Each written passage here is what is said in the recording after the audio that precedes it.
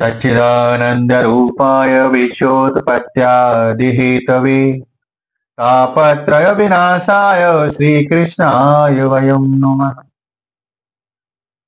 सत, चित और आनंद स्वरूप भगवान श्री कृष्ण को हम नमस्कार करते हैं, जो जगत की उत्पत्ति, स्थिति और विनाश के हेतु तथा आध्यात्मिक, आदि दैविक और आदि भौतिक तीनों प्रकार के तापों का नाश करने वाले हैं।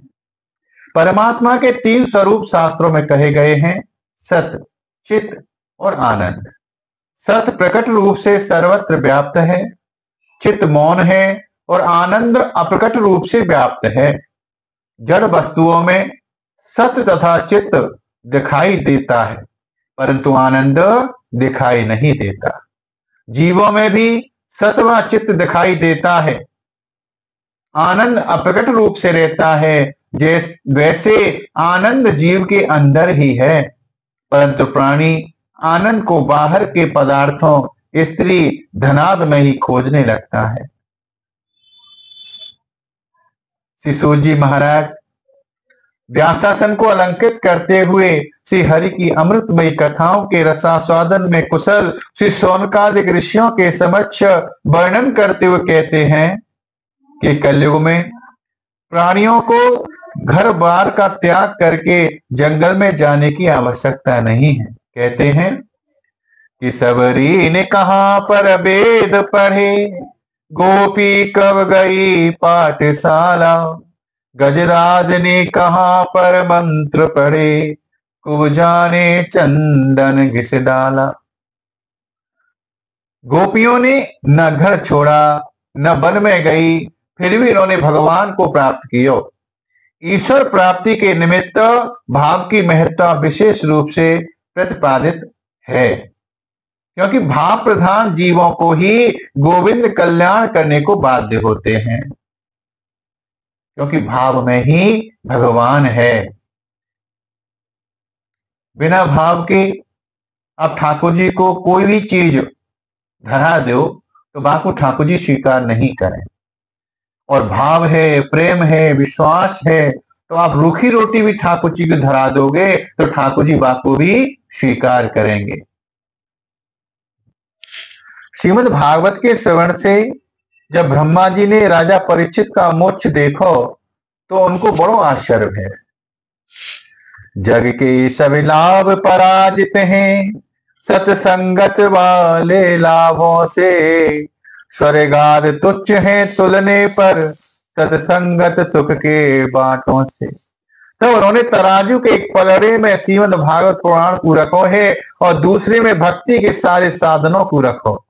जब दोनों को तोलो है तो श्रीमद् भागवत की तुलना में सारे ही साधन हल्के और छोटे पड़ गए। तब तो सारे ऋषियों ने आश्चर्यचकित होकर के श्रीमद् भागवत को ही भगवत रूप में स्वीकार किया। यह शास्त्र पठन और श्रवण करने से शीघ्र ही मोक्ष के फल को देने वाला। श्री सूत जी महाराज के वचनों को सुनकर के शौनकादिक ऋषि पूछने लगे कि हे प्रभु, लोक विग्रह में प्रवृत्त चंचलता युक्त नारद जी को सप्ताह विधि के श्रवण में श्रद्धा कैसे उत्पन्न भई, और सनकादिक ऋषियों के साथ उनको संयोग किस स्थान पर भयो। श्री सूत जी कहते हैं कि हे ऋषियों, इस संबंध में मैं तुमको एक भक्ति पोषक उपाख्यान सुनाता हूं, जिससे आप लोगों को कथा और सत्संग के श्रवण से होने वाले लाभ के महत्व का ज्ञान हो जाएगा। श्री सूत जी कहते हैं कि एक बार चारों सनकादिक महर्षि भगवान के दर्शन करने तथा सत्संग के लिए बद्रिकाश्रम आए हैं। वहां पर उन्होंने देवर्षि नारद जी को खिन्न और व्याकुल देखो है। उन्होंने नारद जी से पूछो कि हे नारद जी, आप उदास चित्त कहां से आ रहे हैं। देवर्षि नारद जी कहते हैं कि हे ऋषियों, मैं पृथ्वी को श्रेष्ठ समझकर के वहां गयो। वहां पर मैं पुष्कर, काशी, गोदावरी, प्रयाग, कुरुक्षेत्र, श्रीरंगपट्टनम और श्वेतबंध, रामेश्वर आदि तीर्थों में घूम तो फिरो, लेकिन वहां पे अधर्म के मित्र कलयुग ने सारी पृथ्वी को व्याप्त कर रखो है। मैं पृथ्वी पर घूमता हुआ कलि के प्रभाव को देखते भयो यमुना जी के किनारे, जहां भगवान श्री कृष्ण ने लीलाएं करी, मैं वहां वृंदावन पहुंचो। वहां पर मैंने एक तरुण अवस्था वाली स्त्री को उदास चित्त और चिंता से व्याकुल देखो है। उस स्त्री के पास ही दो वृद्ध पुरुष पड़े हुए थे, उनको थोड़ी थोड़ी सांसें चल रही थी। वह स्त्री उनके पास बैठी हुई रो रही थी। उनके पास सैकड़ों स्त्रियां बैठी हुई थी, कोई पंखा जल रही थी, कोई उनकी सेवा कर रही थी, कोई उनको समझा रही थी। जब मैं उनके पास पहुंचो तो वह स्त्री मुझे देख करके विब्बल वाणी में कहने लगी कि तुम तसल्ली न दो, सिर्फ बैठे रहो, रंग में फिर का सारा बदल जाएगा।